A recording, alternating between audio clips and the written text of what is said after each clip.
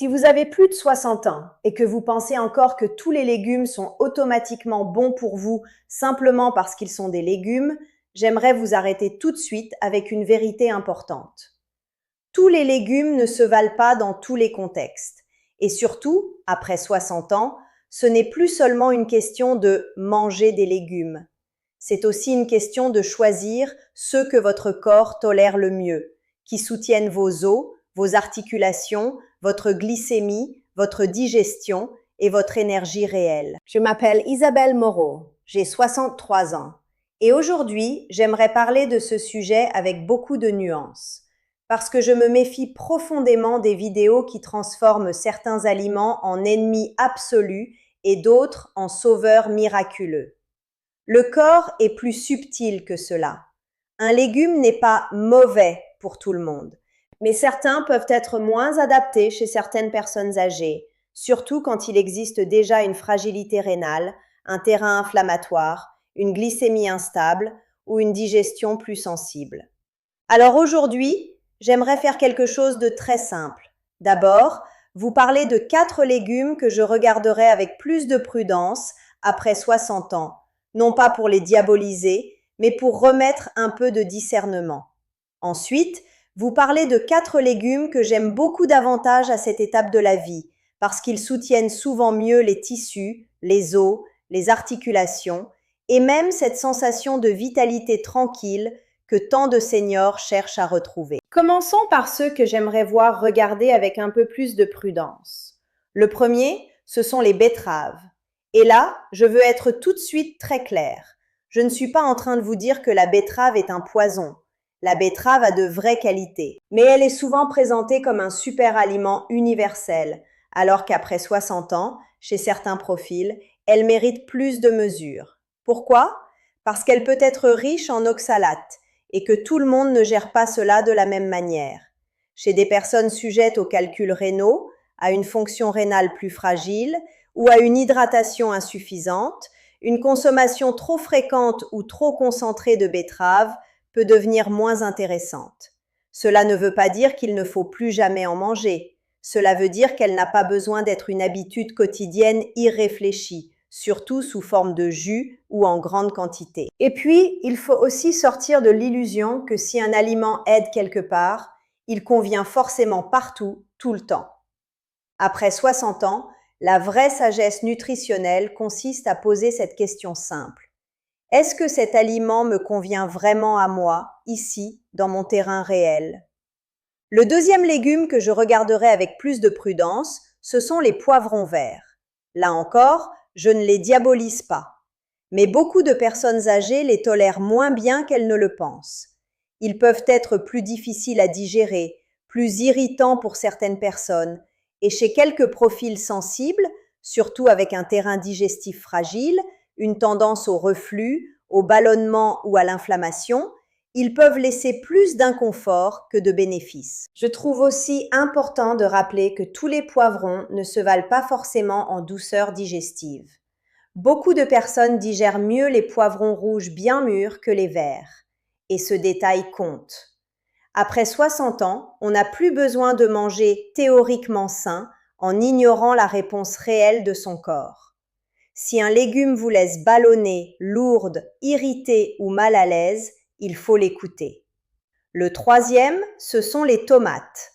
Ah, les tomates. Sujet sensible parce qu'elles sont partout, aimées, familières et souvent associées à la cuisine méditerranéenne que j'aime beaucoup moi-même.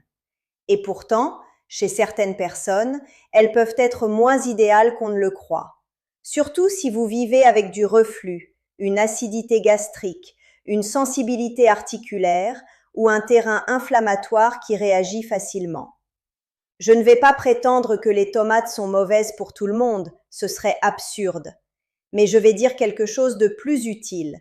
Certaines personnes se sentent réellement mieux quand elles réduisent les tomates, surtout les plus acides, les sauces très concentrées ou les repas où elles reviennent partout sans pause.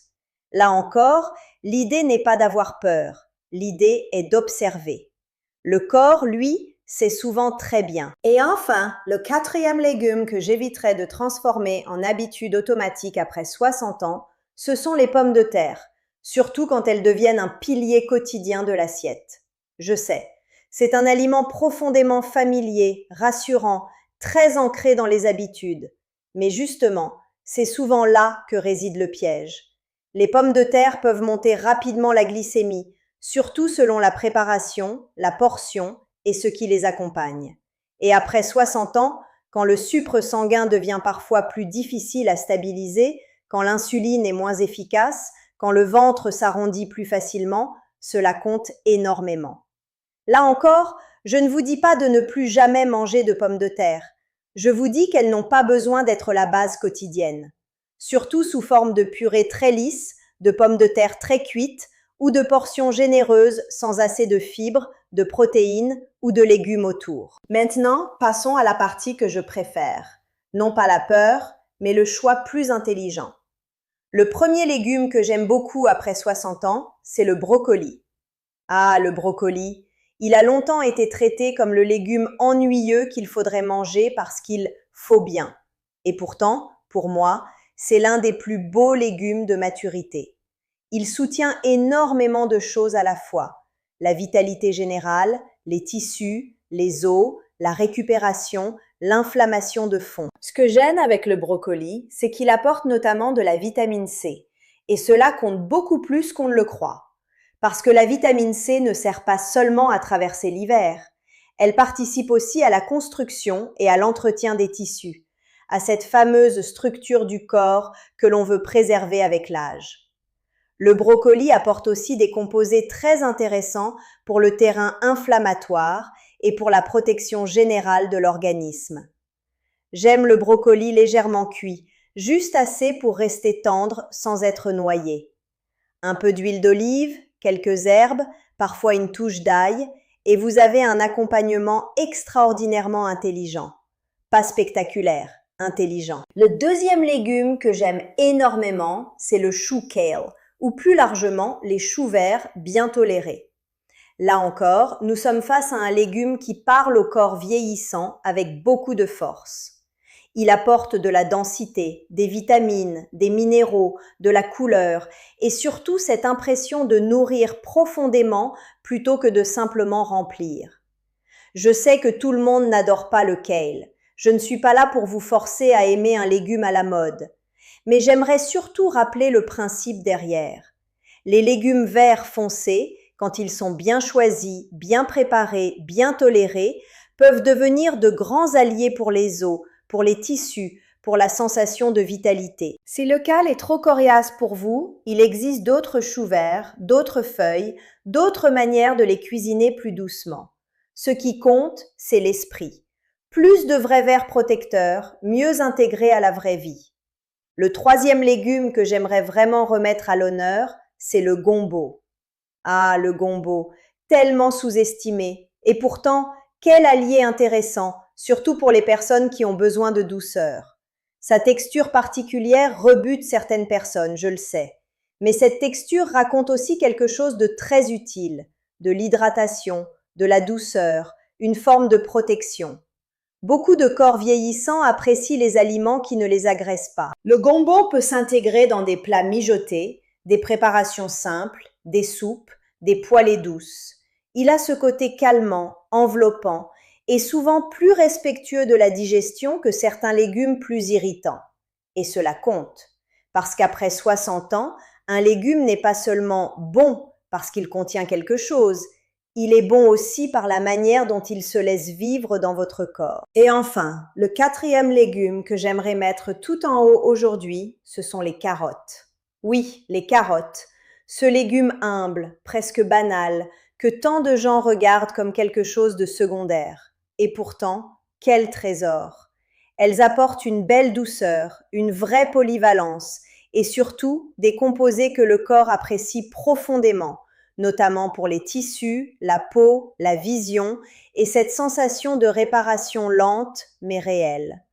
Ce que j'aime avec les carottes, c'est qu'elles sont faciles à intégrer, faciles à cuisiner, faciles à aimer, râpées crues si vous les tolérez bien, légèrement cuites, rôties doucement avec de l'huile d'olive, dans une soupe, dans un ragoût.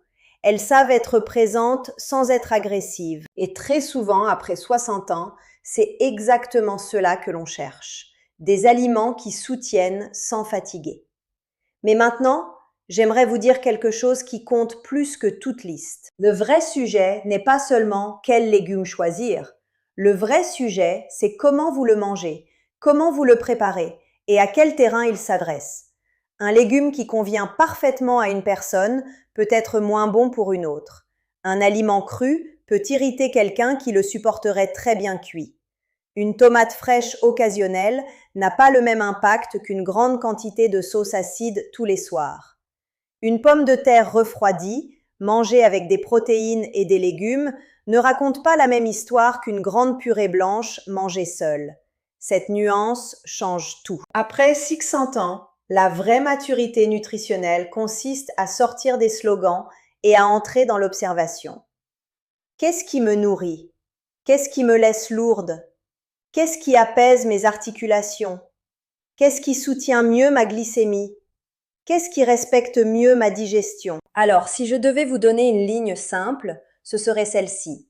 Regardez avec plus de prudence les betteraves trop fréquentes, les poivrons verts si vous êtes sensible, les tomates si elles vous irritent, et les pommes de terre quand elles deviennent un pilier quotidien.